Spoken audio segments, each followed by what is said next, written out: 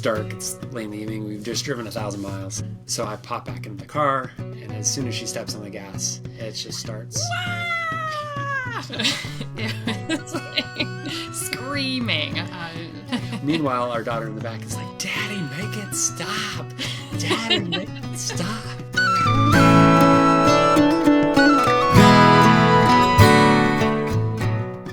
Welcome to the Near and Far podcast. I'm your host, Zachary Ellis, and this show is all about embracing curiosity, leaping beyond your comfort zone, and learning from adventurers like yourself who have traveled near and far.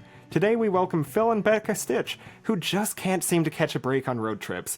They routinely drive 1,200 miles each way to visit family, and their cars routinely get broken, pummeled, or buried in these cold, remote places, all while their kids are screaming in the back seat.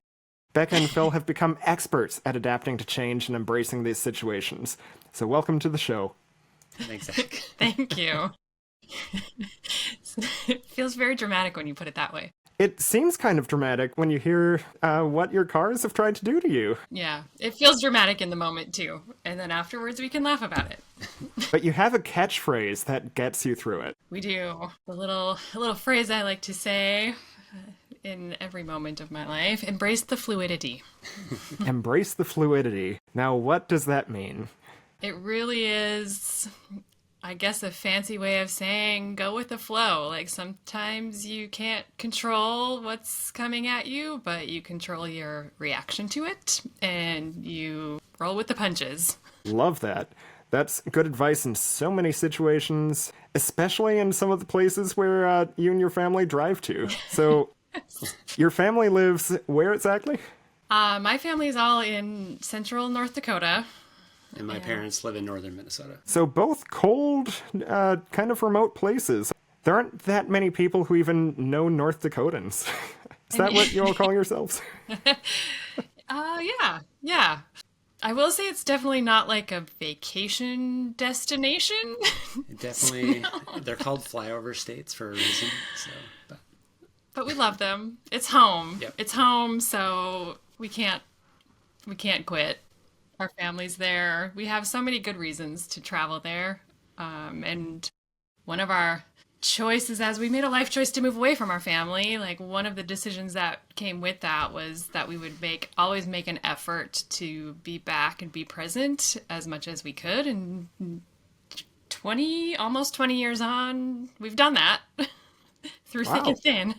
So, yeah, lots of stories. About how often do you make it back there? Because that's, 2,400 miles round trip? Yeah. About 2 to 3 times a year. Yeah. So we try to go back in the summer because it's beautiful and it's the best. Green and lush and lovely. But the big family holidays happen in less ideal times. December. To travel, but we try to make it back for Thanksgiving, Christmas, and 4th of July. Last time I drove through either of the Dakotas, I've only been to one of them, there were all of these sunflower fields. It was the first time I had seen sunflowers grown at an agricultural scale. Yeah, it's beautiful. Yeah, and I imagine it's a very different scene in the winter. How cold does it get there? So I would say routinely between, December and February, there's at least a 2 to 3 week stretch where it's commonly between 20 or 30 below zero. And then you can get some extremes. When I was in high school, it was about 50 below zero. Those are like notable moments. Yes. Where it's a big deal even for them, but it happens. I mean, every year you can count on it being gross. Very cold. And at those temperatures, water will freeze when you throw it into the air. My brother and I, as we were growing up, we were finished up chores. We were on a small farm and raised beef cattle. And so when it's that cold, they just have to eat more and more often. And so we got finished with chores. We were watching I'm the same way. Yeah, same, right. So we were watching the weather report with my dad. And on the newscast, the meteorologist said that water would freeze before it would hit hot water would freeze before it would hit the ground. And, suddenly both my brother and I had tuned out that entire newscast and latched onto that one idea. And so we, ran to the sink, filling it with as much hot water as we could. We would throw it outside and we would hear the energy get released out of that hot water. and you can see it crystallize when it hit the ground. Did it hit with a thud or with a It was like a It's sparkle. like a fizz. like a sparkle? Yeah, it hits with a sparkle. Like you can hear the energy. It goes. You can hear. It's just like this very like almost like a quick balloon deflating, and then a sparkle hitting the ground. So it's really cool. You closed the door behind you when you did this, right? So not as well, as we were both teenagers, and I think we dropped the temperature in the house about 15 degrees. My mother was not happy. Wow, that was probably a pretty memorable science experiment for your parents as well. Yes. Our kids are like fascinated by that and want to try it. And I'm like, I don't think there's any way we could replicate that. But we did. I think we had to look it up on YouTube to prove that it actually happens. Well, maybe next year. Nah, hopefully not. No. I'm okay not having that capability. Do your kids like North Dakota winters? Yes. They like the sledding. There's always sledding. There's always snow. There's always sledding. And there's grandma's house. So And lots of pretty cousins. much, yeah. Over the river, through the woods. Yep. Through Exactly. the frozen tundra. Yep. Yes. Over the mountains, through Montana. You told me a while back about a blizzard that you drove through in one notorious North Dakota winter. This was partly driving, partly flying, though. We thought we were playing it safe by getting plane tickets. Like, it's December. Risky to drive. So we flew into Fargo, drove to northern Minnesota. At the very tail end of our trip, there was, weather reports popping up that there's a big blizzard sweeping through the upper Midwest, really the entire upper Midwest. So we rearranged our trip a little bit, and we tried to leave early and miss it, and that did not pan out. We drove, it's like 100 miles from Phil's parents' house to Fargo. It took us probably twice as long as it usually does. We saw cars in the road or cars in the ditch along the way. And awkward positions. Yeah. And we were driving this little rented sedan. It's a Toyota Corolla with Florida license plates. So I'm sure all of the other drivers were thrilled to see you and your plates. Just go. We got this. They probably gave you plenty of distance, right? Well, I mean, luckily, at that time of evening and the way that the weather conditions were, there wasn't a lot of cars on the road, and so that was good. But yeah, like Becca said, it took us, twice as long, and I had arranged to stay at my cousin's house who lived in Fargo, and he was out of town visiting his family in southern Minnesota, and so they were getting snowed in down there. We finally made it to his house. We got the kids down for the night, but I ended up having to shovel his driveway, a couple of times before the next morning. And then we were checking the flight schedules. Everything was still, even though we could see numerous cancellations, delays, our flight was still on track. And so we were very, very hopeful. We were like, let's get to the airport early. We let's just get there and get home. So we're trying to get... Did you make your flight? Did you get to the airport? We got to the airport. After taking a really roundabout scenic track there, we found streets that had been kind of cleared to get to the airport. But some of the streets I would have to jump out of the car and push the Corolla because it was so deep that it was slowing down the car, and every time we would stop, we couldn't get going again. The wheels would spin. He'd sit and it would sink into the snow, and we couldn't go. So, which my daughter thought was hilarious. So we thought, we have to get out of this street. We have to get to a main street. So Phil's like, you drive, I'm pushing, just keep going. And then I'll run alongside and I'll jump in the car. And Becca's looking at me with a very confused look. Yep, I'm like, we're going to do this. Let's do this. So, driving down the street, Phil's running through the snow, tromping through the snow, grabs the door and swings in. And he made it into the car. He made it. And we kept Your kids going. must think you're an action hero. Yeah. They were very little, so they had no clue what an action hero was. They just thought it was hilarious. They thought it was great. Good adventures. And both he and I were, of course, like super stressed out, and they were in the back giggling. So I felt like that was a win. But we made it to the airport, and as soon as we got to the airport, our flight was canceled. No. Yeah. So we ended up getting snowed in Fargo for 4 days at my cousin's house with none of our stuff. And we still had to drive the Florida license plate car back through all of those streets that we just made it out of because we couldn't trade our rental car. The rental desks were all closed because every road in the state was shut down, and so it's not even legal for them to rent cars. Oh. So we were stuck with what we had. And So they can't rent you a car if the roads are shut down? Apparently not. It's I like guess, illegal. yeah. Because they don't want to take on the liability of having someone going on a road that is known to be closed. Lesson learned. And the worst part of that is I tried to return that car. And then 8 months later, I got charged an extra $100 from the insurance company because I kept our rental car longer than the agreed upon date. It was a whole deal. It was That's delightful. we thought we had moved past it, but Yeah. Yeah. The gift that keeps on giving, I guess. Well, I guess my takeaway is next time I go to North Dakota, I'm bringing my own car, but that doesn't always work out either, does it? no. We tried. So, Yeah. Yeah. Let's take a quick break, and when we come back, we'll find out the sad fate of multiple cars of yours. You know, I kind of love long travel days, but hear me out. You see, when sitting on a train or waiting at the airport, I get to really dive into a good book. And when I buy books, I like to support local independent bookstores, but I also appreciate the convenience of ordering online. Bookshop.org does both. You can find a link in the description or head to nearandfar.travel/books for our recommendations.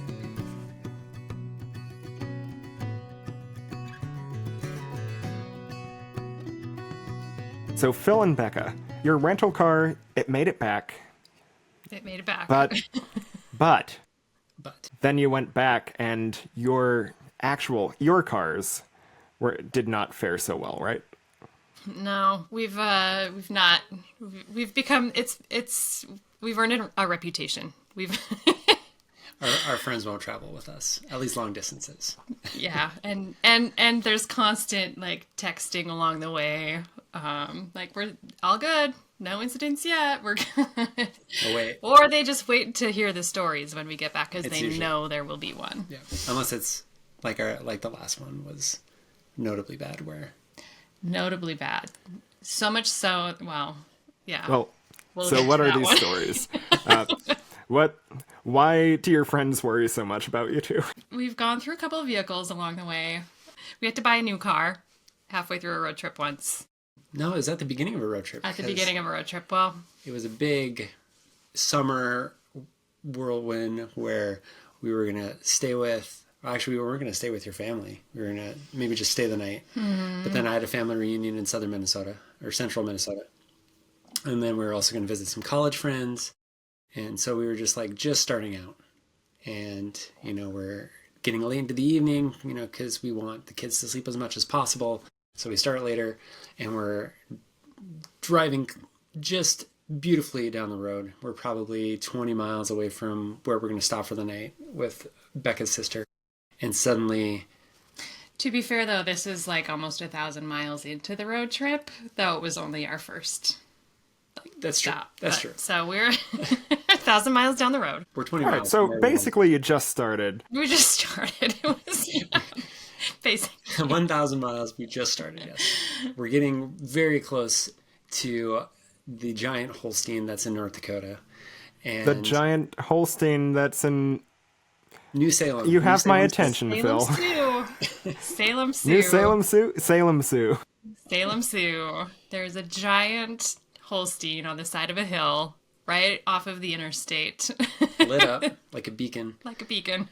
And the power in the car starts to go. I'm pressing on the gas pedal and nothing's happening, and the engine is increasingly getting louder.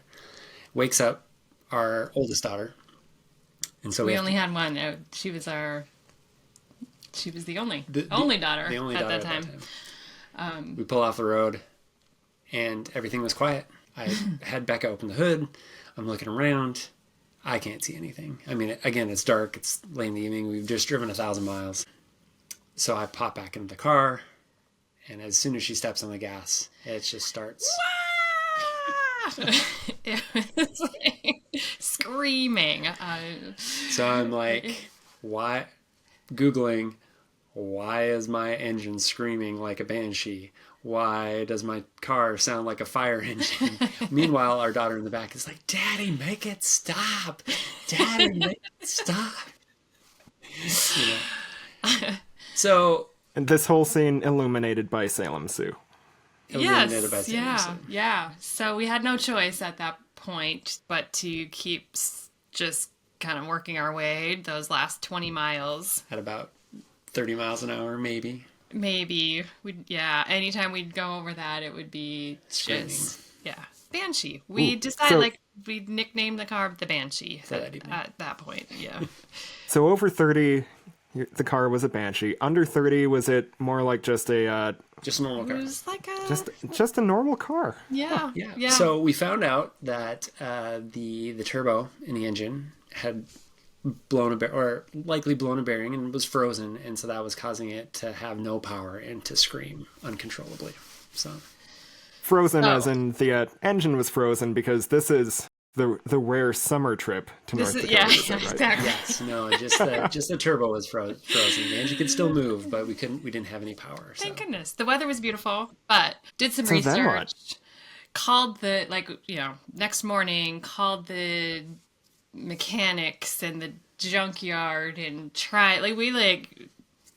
uncovered every potential solve for this, and it was going to be either a week plus Easily wait or super expensive for what we really wanted to put into this vehicle. We were going to have to upgrade anyway, blah blah blah.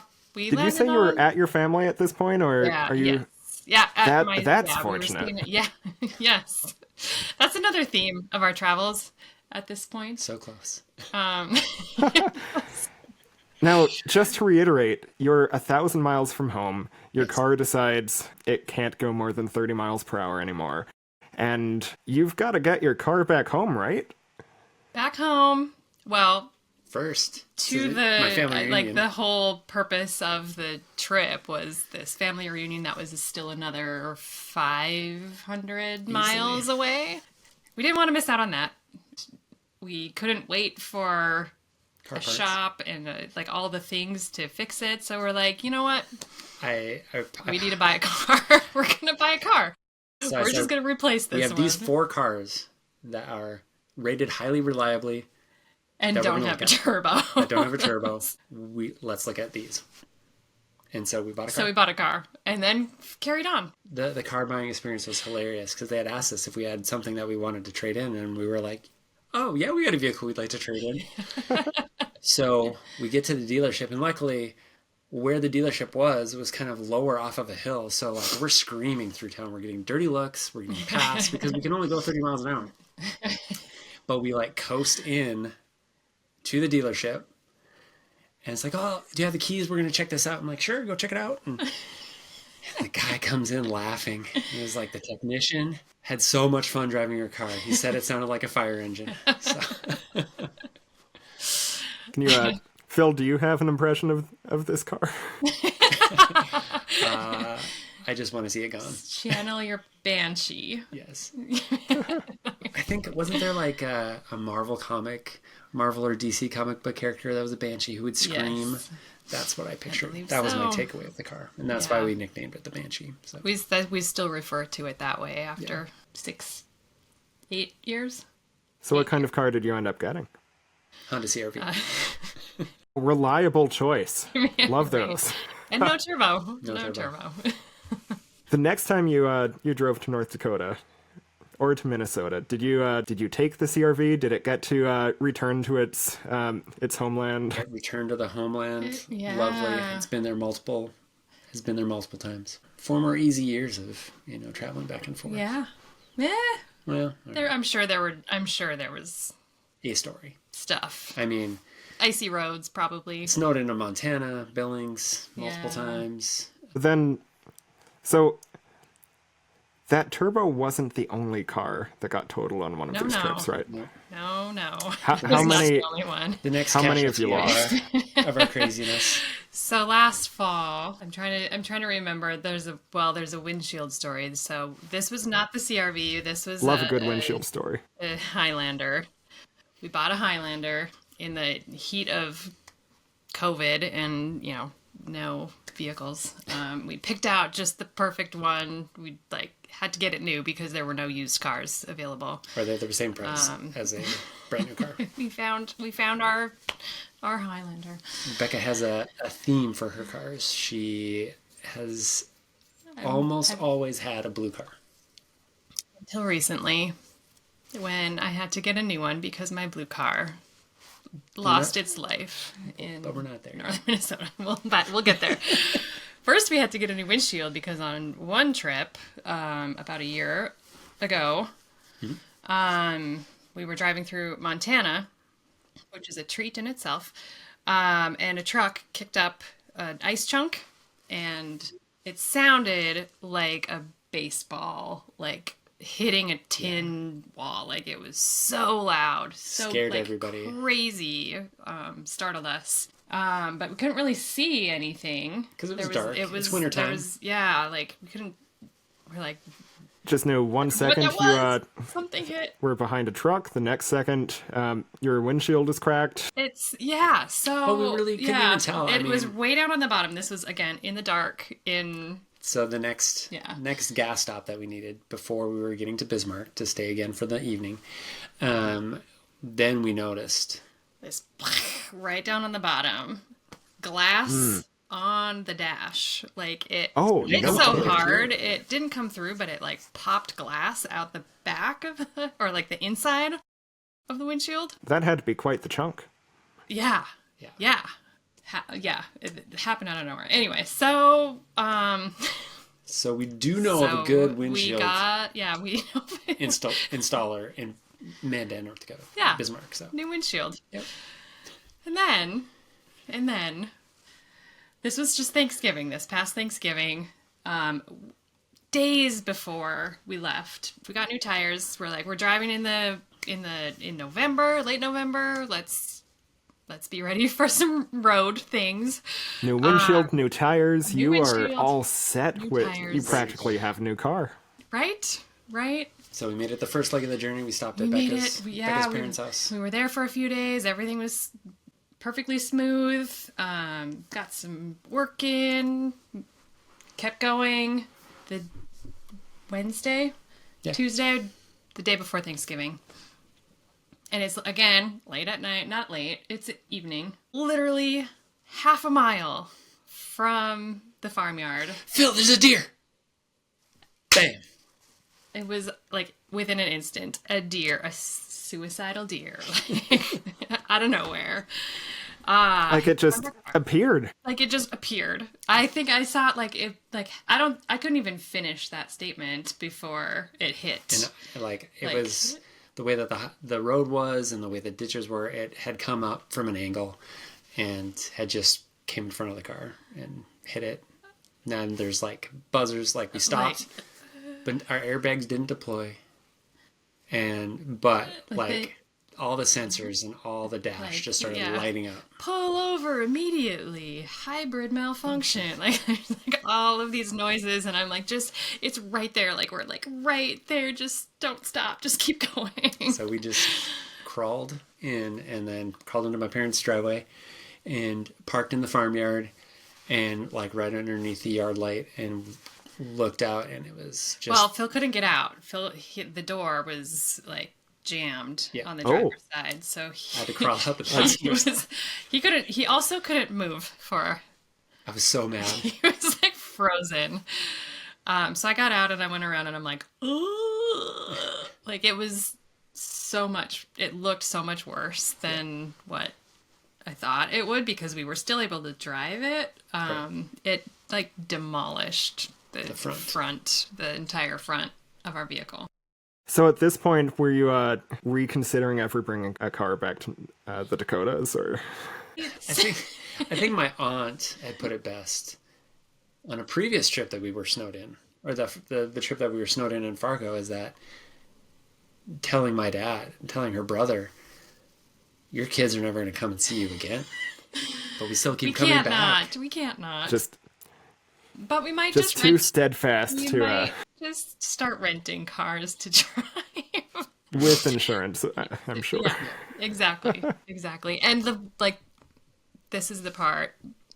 I'm not even kidding when I say the moment the deer hit the car, I had the thought, we made it all the way here without an incident. I have to text our friends. And I didn't even finish that thought, and it happened. And I was like, are you And then she tells me this is like, why were you thinking it? I didn't say it out. I was even going to say it out loud, and I'm like, I'm not going to say it out loud. It didn't matter. Yeah. So anyway, that was a Tuesday night. So Wednesday, I'm calling around trying to getting hold of our insurance company, getting a hold of like a tow truck driver because he can't drive it. We're in the middle of nowhere, northern Minnesota. The closest decent repair shop is like 35 miles. So I had to get a tow truck to just take it there to get it assessed. So it's like, we weren't really able to spend good quality time with my parents, but my parents got to spend time with the kids. Although we were kind of we were dealing with cleaning out the car. Are we gonna what's gonna happen? Are they gonna fix it? Are they gonna, and there's 5 of us. 3 little kids on a 1,500-mile road trip. What did the kids think of the deer? They were shaking. Oh, they were not. It was it's funny, they all handled it differently, but they were all kind of traumatized by it. So not one of them thought, our parents are action heroes. They are persevering through the fluidity. No, in this case, maybe a little more literally. We had some really good lessons with the older kids. Yeah. That, we can't control it. So we ended up having to rent another car to drive back to Boise and hold of all of our stuff. And the kids they were troopers. They were smashed in the back. It was basically the equivalent of a Honda CR-V. I can't remember what model that we had, but my oldest was just very tight, very grumpy. And we were just bad things happen. We're not hurt. We've got all of our stuff. It's just a car. Everyone's safe. We were near family. There were, for what a mess it was, there were a lot of good things about it. So we just focused on that and focused on this is what we can do. This is what we have to do.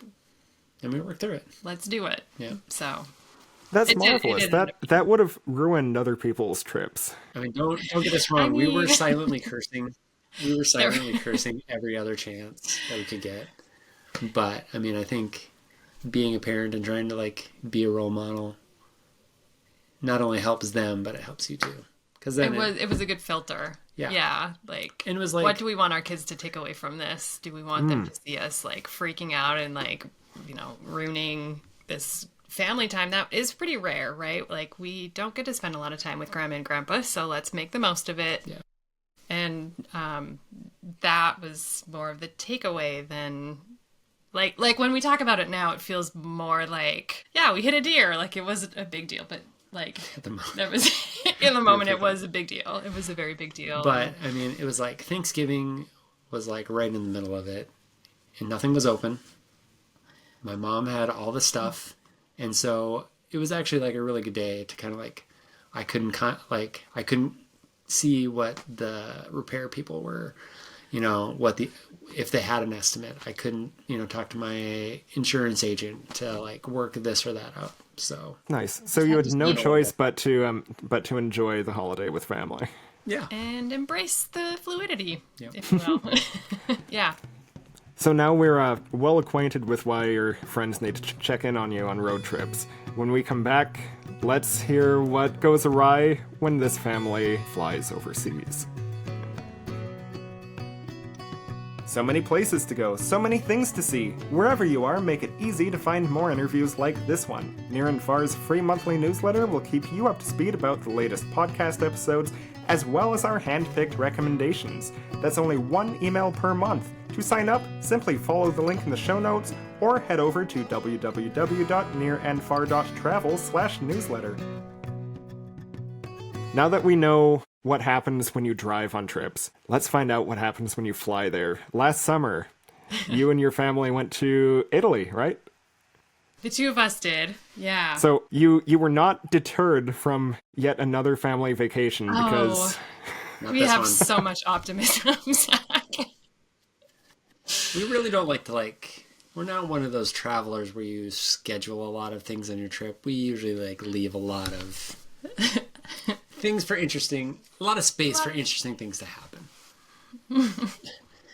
Well, I mean, we had to start the trip. This one was really brave, so yes. We had to start the trip driving because Becca's parents were great. We had talked about, it's for our wedding anniversary. We wanted to do kind of like this, bigger trip for a bigger anniversary.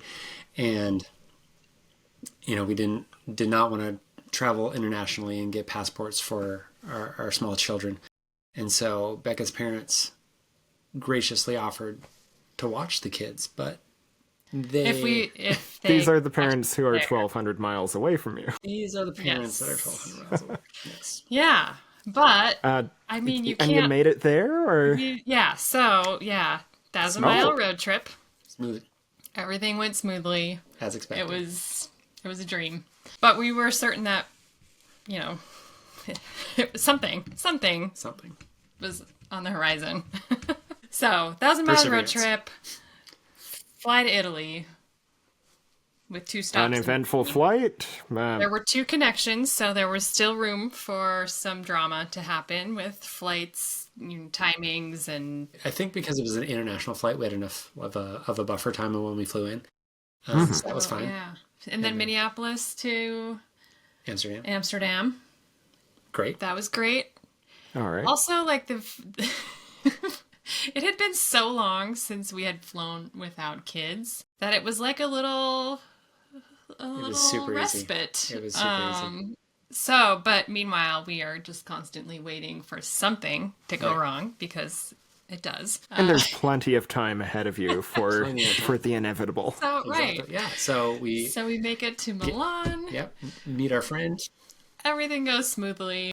There was a small vehicle issue in Italy. So we remember we were going to go up to the Alps. Oh, yes. So there was a mudslide. We had missed a mudslide. We had missed a mudslide by Lake Como. So blizzards, turbo engines, deer, and now a mudslide? Mudslides, international mudslides. Yeah. So our friends were going to take us. We were going to do some paddleboarding. Yeah. In Lake Como. On Lake Como. And a mudslide deterred us, and so we ended up just walking along this small Italian town. We spent a day in Lecco, which was great. It was awesome. Yeah, it was great. Yeah. That honestly sounds more peaceful than paddleboarding. It was, no complaints. I mean, it was super windy, and so that was part of the reason why there was the mudslide, and so the kite surfers were amazing to watch, but that would have been some rough paddleboarding. That's true. Okay, so there was an incident. Embrace the fluidity. We did it, we went with the flow. Yeah, so we hang out with our friends. Yeah. Caught trains all over northern Italy, went to Florence, caught trains to Cinque Terre. On the way back, missed, barely missed. Or didn't miss it. We almost missed our train. Oh, yeah. We got on as it was closing and ready to take off. But we had to walk the entire length of the train to get to our seats. But we made it on the train. We made it. But you got to your seats. You flew back. You picked up the kids. Well, so and then we found out that the day next day after was an Italian rail strike. We needed to take trains to get. Wow. It was Italian. You just missed that. by hours. Yeah. We're hours away from that. And then we got back. Yeah, everything went smoothly. It was fine. We made it. And no screaming kids while... No screaming kids. That's right. Oh my gosh. Yeah, we could stand in line all day. It was...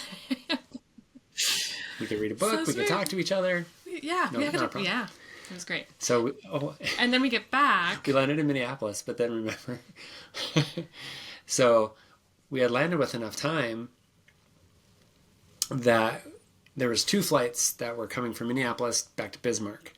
And so we, walked to the gate agent and we said, hey, can we get on this earlier flight? We know we're supposed to be on this flight. And they're like, well, let me check. Sure enough, we even got home 2 hours early. Sweet. We So- used up every iota of our travel luck on that trip, I swear. Yeah, That was because it. All of our original flight was going to be 2.5 hours delayed. If we had traveled another day later was when the CrowdStrike debacle had disabled, the entire nation's air systems. And That was that summer. that was Wow. that. The end of Yeah. that trip was when was CrowdStrike that went down. day, like the next day, if we would have That been morning. just one day later. Such a different story. knows? It would Yeah. have been such a different story. we might have still been in Italy because it was a day later. Yeah, yeah, that's true. You got all of your travel mishaps out of the way Yeah. early. Yeah. Uh, I think we spent them all there, though, because the next trip we took, The we infamous totaled our deer car. trip. That was the deer trip. Yeah. Yeah, but international travel was a breeze. was great. Well, Who would have thought? Amazing. I'm glad you had at least one trip where you just missed all of the disasters and ended Just- up having a good time. It's particularly notable because that's not the norm. Well, yeah. yeah, any of those things could have deterred someone from ever going on a road trip again, or ever Leaving your considering flying somewhere, or risking a rail strike again. But you know what? You two and your family, you keep going and you embrace the fluidity. We sure, Perseverance. sure do. Yes. I mean, we gotta live, right? Like, just, yeah. Yeah. We couldn't not travel. So we deal with what we need to deal with, and we take the lessons from it, and we keep going. And kind of bookending that, like, when we started dating and like when we got married, we knew we wanted to travel, do something different. One of our first times traveling together was through a gosh. blizzard in Minnesota. That should have been I think that really is. such foreshadowing. It's spring break. Of course, in North Dakota, it's still 10 below zero, snow covered. So it's. Well, that's balmy for you guys. I know. I know, it wasn't. But- I mean, it was. Yeah. But Yeah, the car will start. You don't need to plug it in. you don't need to plug it in. need to plug it in. Exactly. My brother and I have an uncle that lives in San Diego. And so I don't know like how we kind of came up with that as our spring break destination, but it was my brother and his now wife and Becca and I. And so we decided to fly to San Diego, and to save some money, you have to go to the largest airport. And so it's like a 3.5 hour drive from Fargo to Minneapolis. And inevitably, a blizzard is coming through. And so we take off and we're driving. Racing against the blizzard. Yeah, Well, but we lost. we lost. lost the race It- on that one. So you can just think of like so we're driving in this tunnel. It almost feels like a tunnel because the snow is blowing. You can't see any landmarks on the road. Yeah. I mean, I'm gonna blame like dumb college student for that. But it was Like, we definitely were- a foreshadowing it was of our yeah. travel adventures, because it ended up this 3.5 hour cruise, to quote Gilligan's Island, is now it took us like 7 hours to get to Becca's aunts and uncles. It rained as we got to Yeah. Minneapolis. It got The slick blizzard ice. Oh. turned into a thunderstorm, turned into a rainstorm. Like it was so icy by the time Between we that. got to Becca's aunt and uncle's house that we couldn't pull it into their driveway because we would get up and we would slide back. Like So we the just had to car park on the just street. like slid Wow. back down. Yeah. So, do you two get bored when you're not on the brink of disaster, or I can't. Yeah. Do we have Stockholm that's a good- syndrome? Ugh. I don't know. Italy wasn't boring. That was great. Yeah. I don't know. But it was so close to being so so much close more to interesting. being- It's Yeah. so close to being Yeah, so. if you, yeah. But I mean, even and here we're telling that story years later, and it's a good story. It's memorable. It's crazy. Yeah. Yep. Well, fantastic. Thanks for coming on the show and sharing your stories today. So much of what you went through would have broken a lesser traveler. And thanks to you, listener, for listening to the Near and Far podcast. If you liked this conversation, don't forget to subscribe, leave a review, and share it with your fellow explorers. You can find more episodes on Spotify, Apple Podcasts, nearandfar.travel, on YouTube, or wherever you enjoy your favorite podcasts. I'm your host, Zachary Ellis. Stay curious, stay adventurous, and stay exploring, near and far.